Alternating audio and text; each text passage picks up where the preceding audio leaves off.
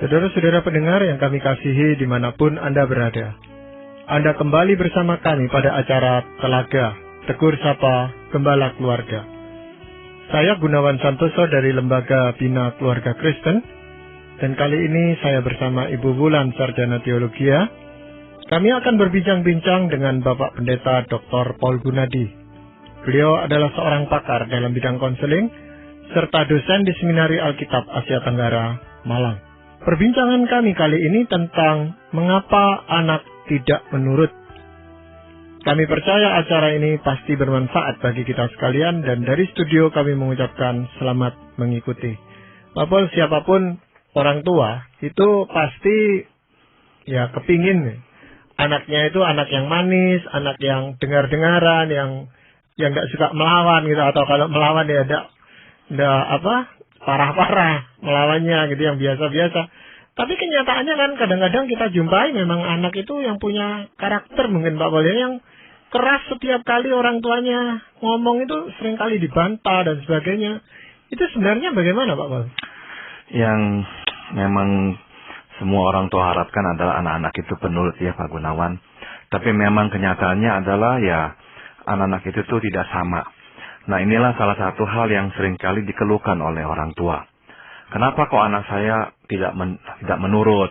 Mereka bandingkan dengan anak-anak lain. Kenapa kok anaknya si itu kok penurut?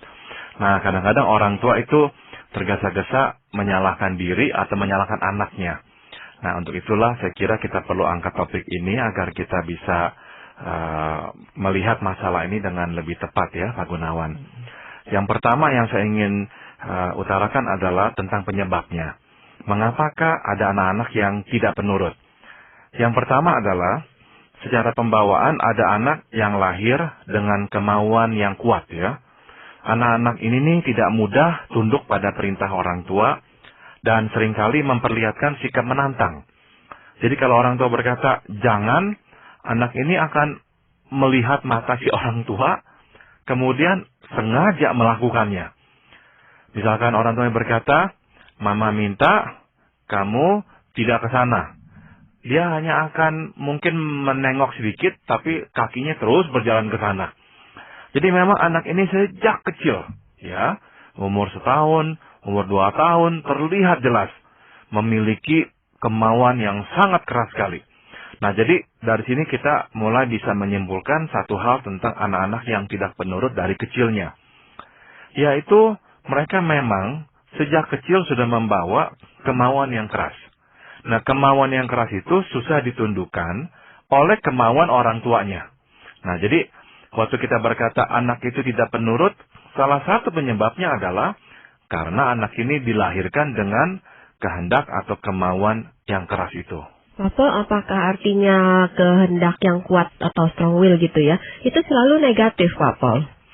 Sebetulnya tidak, Bu Wulan. Jadi anak-anak yang berkemauan keras, kalau menerima pengarahan yang tepat dari orang tuanya, justru akan berkembang menjadi anak-anak dengan pribadi yang tangguh.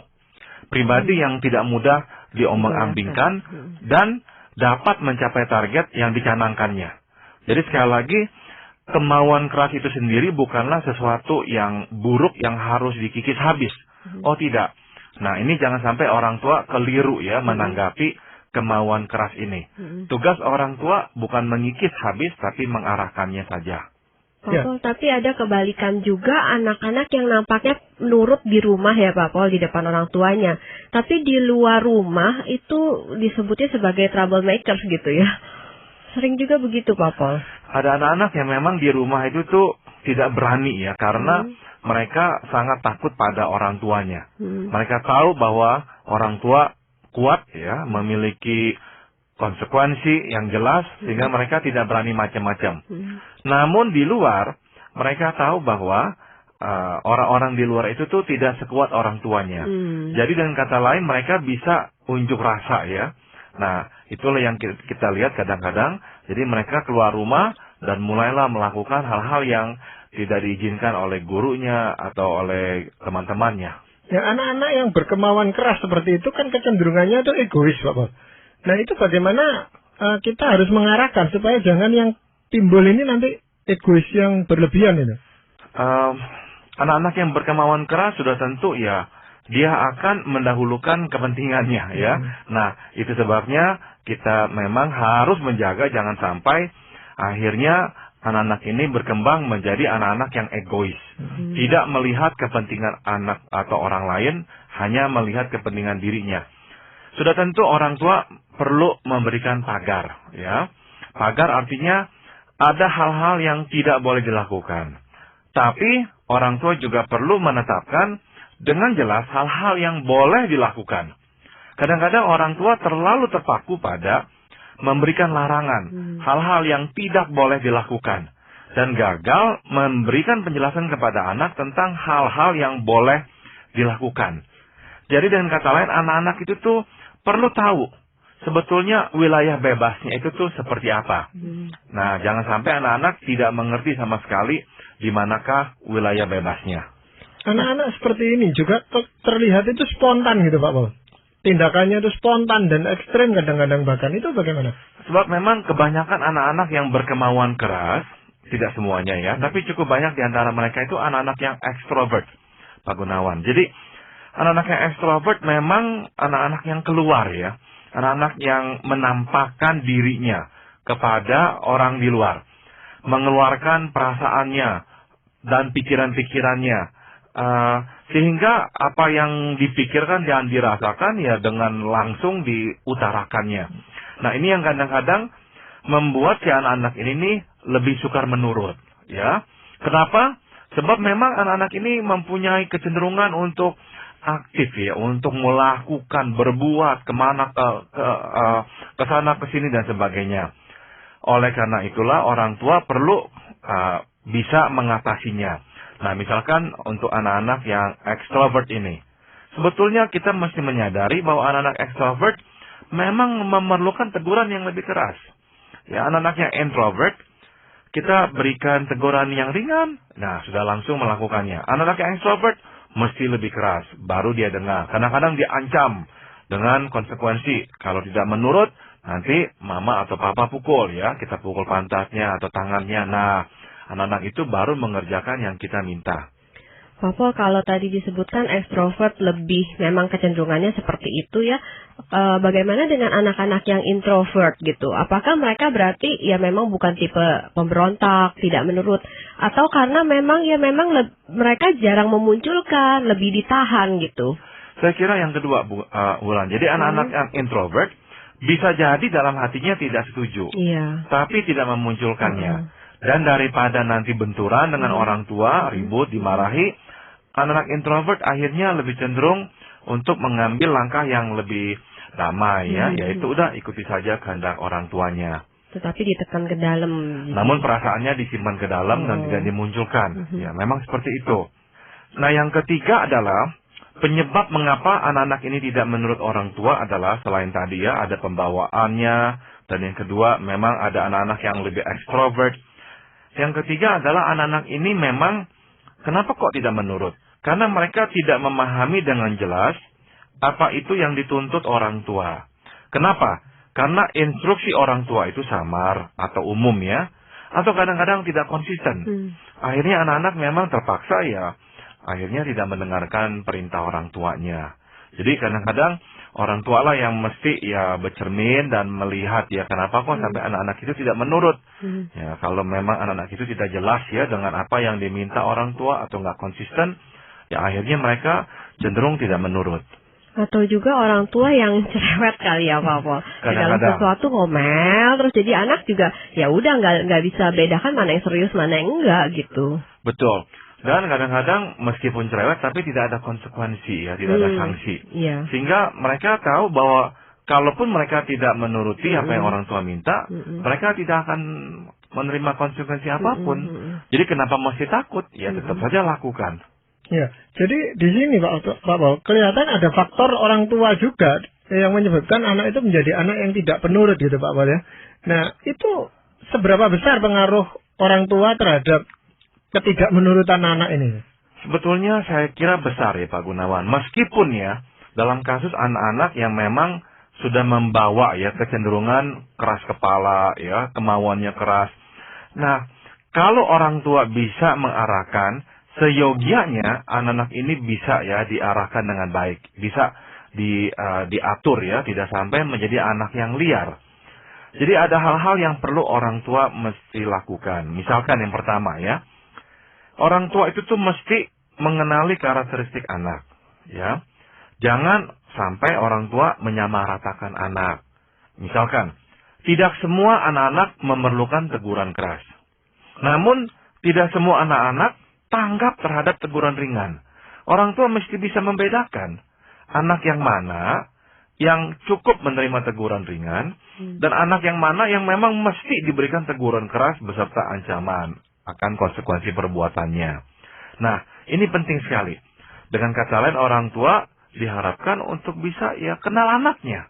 Jangan sampai orang tua tidak kenal anaknya. Dan akhirnya berprinsip, kalau anak pertama cocok dengan cara ini, berarti anak kedua, ketiga, keempat juga akan cocok. Tidak. Mesti dilihat satu persatu.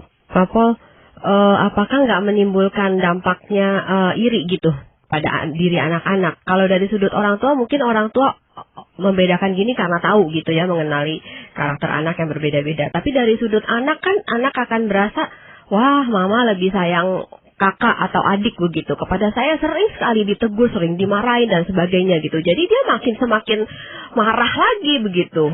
Ini poin yang baik sekali Bu Wulan.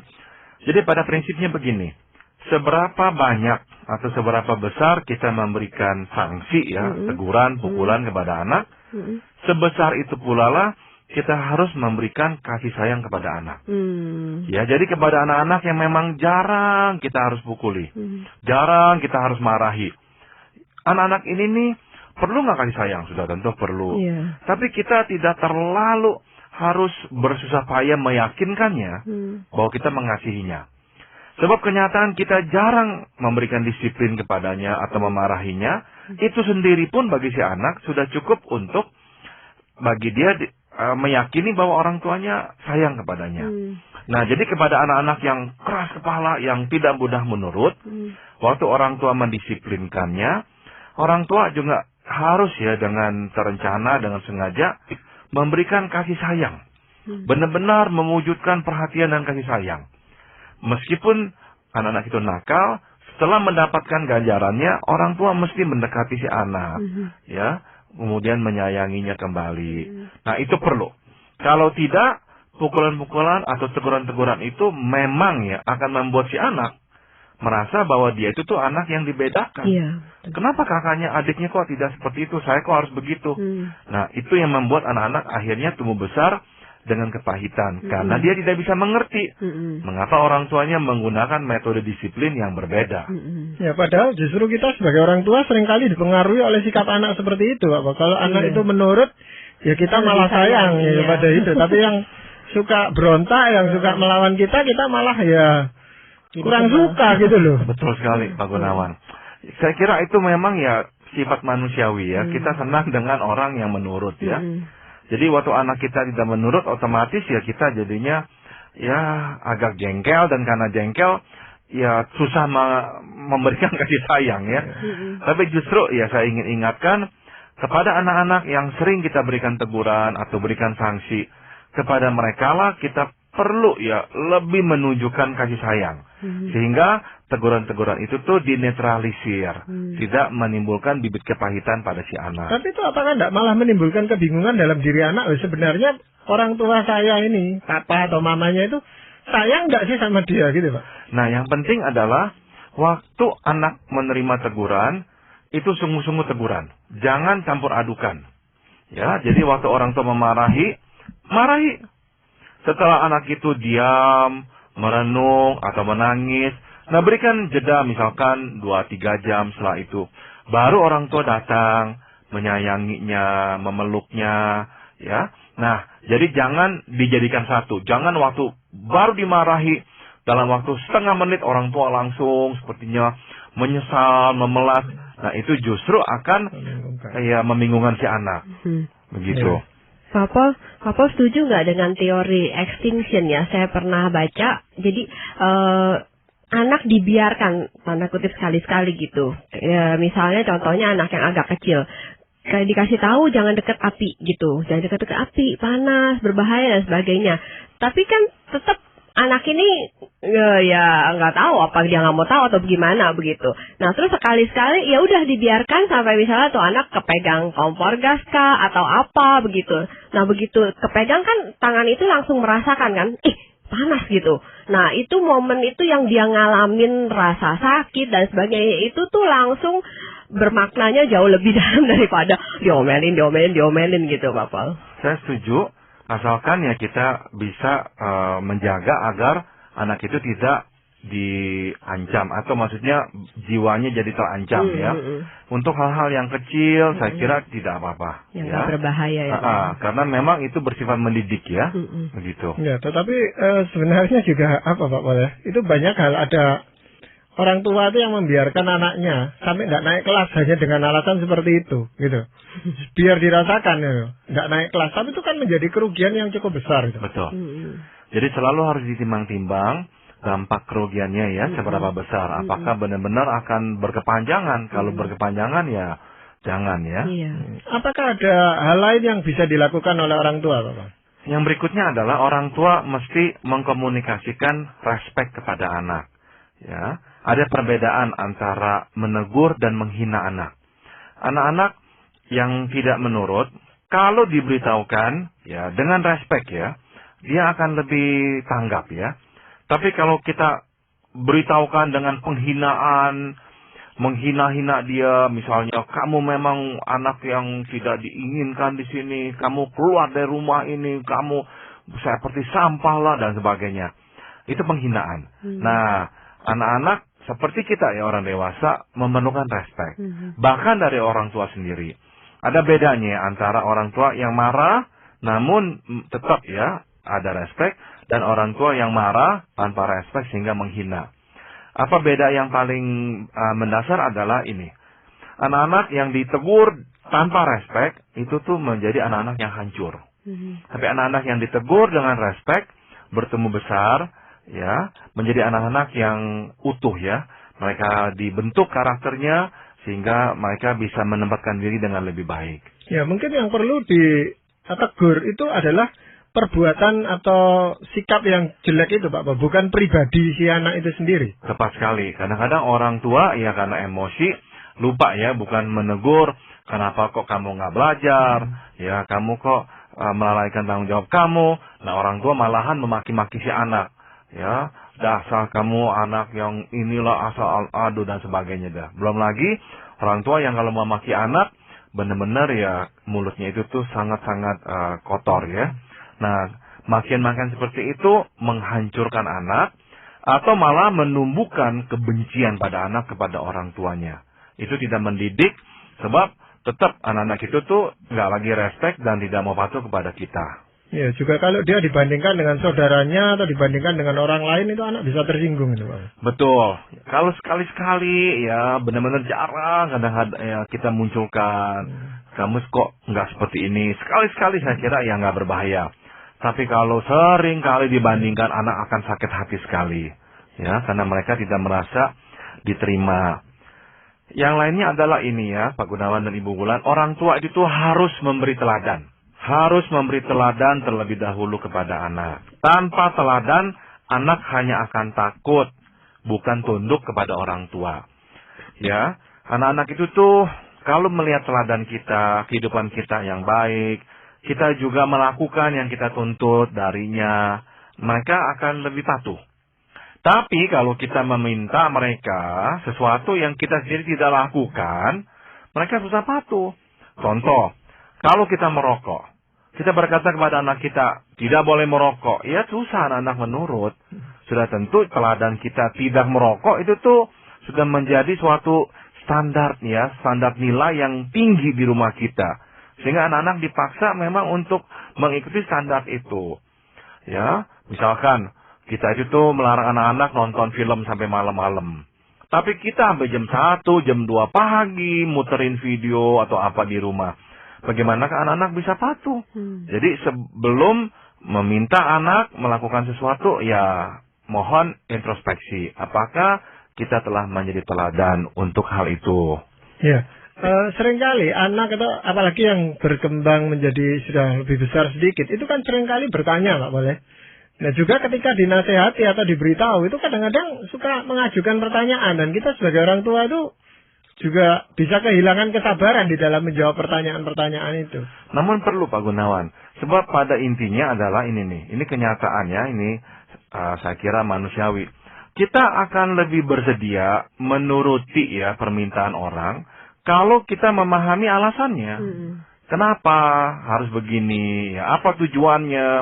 Nah, seringkali anak-anak itu tuh hanya menerima instruksi, larangan dan sebagainya, keharusan harus begini begitu, tapi tidak memahami alasannya kenapa. Nah, jadi perlu ya orang tua itu tuh memberikan penjelasan. Tadi mama bilang ini, tadi papa meminta kamu ini, karena apa-apa-apa. Nah, waktu diberikan penjelasan, anak akan lebih bersedia untuk taat ya kepada perintah orang tuanya. Papa, tapi banyak orang tua yang mungkin mengalami kesulitan waktu mencoba menjelaskan ke anak, barangkali ya. Saya ingat pengalaman saya sendiri dari kecil, seringkali kalau misalnya diberi larangan ini dan itu, kalau saya tanya, sering-sering jawabannya, nanti kalau kamu udah besar, kamu lebih bisa ngerti. Sekarang belum ngerti, dah pokoknya ikut aja gini, gitu. Sudah tentu orang tua perlu belajar menerjemahkan ya alasan itu ke dalam bahasa anak sesuai dengan usia dan perkembangannya. Dan kalau sudah dijelaskan dengan sebaik-baiknya ya pada bahasa anak itu, anak-anak tetap tidak mengerti, saya kira ya sudah. Yang penting anak melihat orang tua berusaha memberikan penjelasan. Kenapa penting bagi anak melihat ini? Anak melihat orang tua tidak semena-mena. Kita cenderung berontak terhadap perintah yang dikeluarkan dengan semena-mena. Tapi kalau kita mendengar alasannya meskipun tidak kita pahami, kita cenderung lebih mau untuk menaatinya. Seperti diktator gitu ya Bapak? Betul. Jadi kita cenderung lebih mudah berontak kalau orang tua itu otoriter. Iya. Menghadapi orang tua yang otoriter, itu kadang-kadang anak juga pinter Bapak. Cari yang satunya. Jadi kalau ayahnya yang otoriter, dia cari yang ibunya. Dan ini biasanya lalu dia berkata oleh mama tidak boleh ini. Jadi mama tidak apa-apa gitu loh Bapak. Ya, itu sebabnya Pak Gunawan, penting sekali orang tua berpadu ya.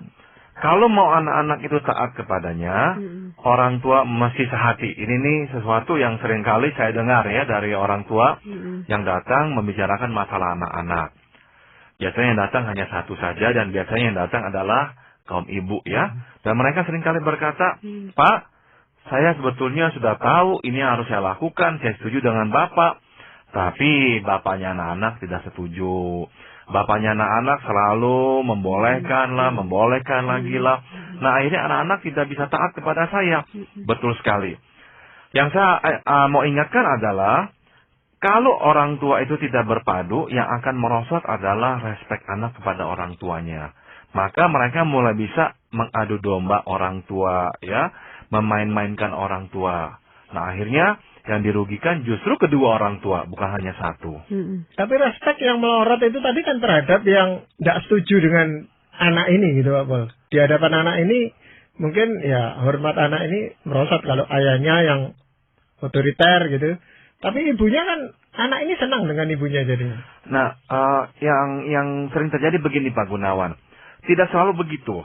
Karena ada kalanya anak-anak justru tidak respek kepada orang tua yang terlalu gampang. Yang terlalu mudah menuruti anak-anaknya. Sebab anak-anak akhirnya juga bisa melihat sebetulnya siapa tuh yang hidupnya lebih benar, yang lebih punya wibawa dan mempunyai teladan.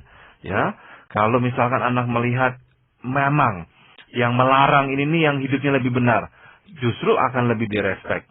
Ya, jadi ada penilaian anak terhadap orang tua itu. Betul sekali. Pada akhirnya ini yang saya ingin katakan Pak Gunawan ya, tentang anak-anak yang tidak menurut ini nih. Orang tua harus menyadari bahwa tidak menurut tidak selalu buruk ya. Ada kalanya tidak menurut justru diperlukan. Karena orang tua tidak selalu benar. Ya, jadi jangan sampai orang tua itu memutlakkan harus menurut. Tidak, sebab kita pun tidak selalu benar ya. Ya, tidak menurut menunjukkan kebebasan anak mengekspresikan diri. Dan sampai titik tertentu, hal ini berdampak positif. Jadi anak yang terus menurut ya, justru bagi saya itu mengkhawatirkan. Sebab bisa-bisa itu menunjukkan si anak tidak mengembangkan suatu pribadi yang kokoh, yang sudah ada itu tuh. Karena terlalu mudah sekali dipengaruhi oleh orang lain, termasuk orang tuanya. Jadi dengan kata lain, tidak menurut, tidak senantiasa menuntut respons yang represif dari orang tua. Ya, seringkali justru anak yang menurut itu nanti jadinya anak yang tidak punya pendirian itu, Pak. Kalau terlalu menurut, takutnya saya begitu ya, akhirnya tidak berpendirian dan ini akan merugikan si anak. Ya, baik di dalam pergaulan atau apa juga sangat kelihatan sekali. Gitu. Betul sekali. Betul sekali. Dia mudah disuruh-suruh atau apa. Betul gitu sekali. jadinya. Dan akhirnya menjadi korban dari orang lain. Maka ya jangan mengkikis habis ya kemauan anak. Biarkan, kadang-kadang biarkan anak-anak itu berdebat dengan kita. Apalagi waktu dia mulai remaja. Izinkan mereka ya berbeda pendapat dengan kita. Asalkan nantinya kita bisa arahkan kembali. Ya, jadi selain faktor bawaan bahwa memang anak ini punya kemauan yang keras, faktor orang tua ini besar sekali ternyata peranannya, Pak Paul ya. Betul sekali. Ya, nah di dalam hal ini Pak Paul, apakah ada firman Tuhan yang ingin Pak Paul sampaikan? Saya akan bacakan dari Mazmur 1 ayat 3. Ia seperti pohon yang ditanam di tepi aliran air, yang menghasilkan buahnya pada musimnya, dan yang tidak layu daunnya, apa saja yang diperbuatnya berhasil. Ya, kata ia di sini merujuk kepada orang yang benar, orang yang hidup takut akan Tuhan. Nah, saya mau terapkan ini dalam konteks anak-anak kita. Kalau kita dapat mendidik anak ya, membentuk anak dengan baik, enggak mematahkannya, enggak mengkikis habis dirinya, justru anak-anak itu tuh akan tumbuh seperti pohon. Ya, dia seperti pohon yang subur, menghasilkan buah, dan tidak layu daunnya. Namun, jangan sampai lupa anak-anak ini perlu dinaungi ya terus-menerus dengan firman Tuhan, dengan bimbingan dari Tuhan. Sehingga dia bisa bertumbuh dengan arah yang tepat. Baik, terima kasih sekali Pak Paul untuk perbincangan kali ini. Bu Bulan juga banyak terima kasih bisa bersama kami. Para pendengar sekalian, kami mengucapkan banyak terima kasih Anda telah mengikuti perbincangan kami dengan Bapak Pendeta Dr. Paul Gunadi dalam acara Telaga, Tegur Sapa Gembala Keluarga. Kami baru saja berbincang-bincang tentang mengapa anak tidak menurut. Bagi Anda yang berminat untuk mengetahui lebih lanjut mengenai acara ini, silakan Anda menghubungi kami lewat surat. Alamatkan surat Anda ke Lembaga Bina Keluarga Kristen atau LBKK, Jalan Cimanuk 58, Malang. Anda juga dapat menggunakan email dengan alamat telaga@indo.net.id. Kami juga mengundang Anda untuk mengunjungi situs kami di www.telaga.org. Saran-saran, pertanyaan, serta tanggapan Anda sangat kami nantikan. Akhirnya dari studio kami mengucapkan terima kasih atas perhatian Anda dan sampai jumpa pada acara Telaga yang akan